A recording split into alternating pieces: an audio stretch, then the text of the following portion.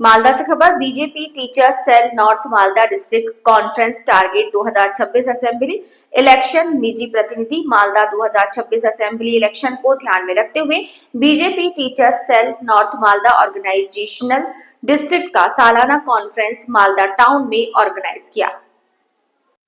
Programme की शुरुआत दीप जलाने, उत्तरी और बैज बांटने के साथ हुई। नॉर्थ मालदा के MP Khagen Murmu, MLA Gopal Chandra Saha, state convener doctor Asit Kumar Mandal और डिस्ट्रिक्ट कन्वीनर विश्वजीत पाल, देव दुलाल बरुआ और धनंजय सिंह के साथ साथ बड़े नेता मौजूद थे।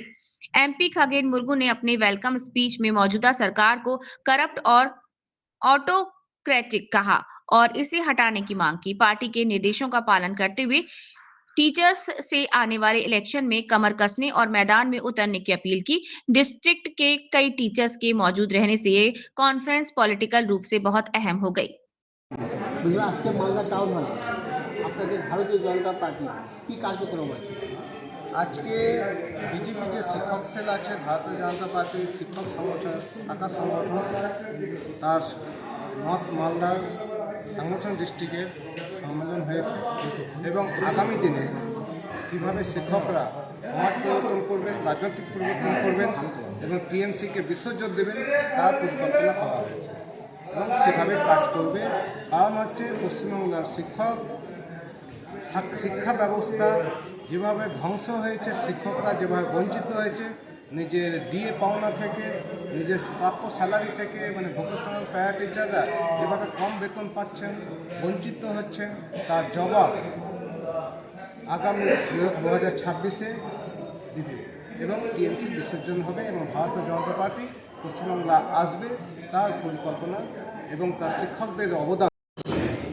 आज मालदा टाउन हॉल में आप लोग का भाजपा का क्या कार्यक्रम है?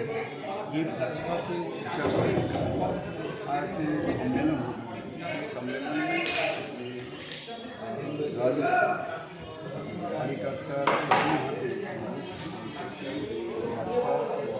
के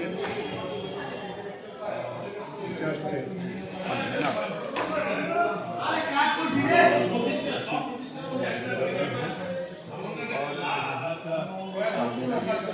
जिले के कन्वीनर माननीय विश्वजीत पाल जी और बाकी सब कार्यकर्ता और सभी जो शिक्षक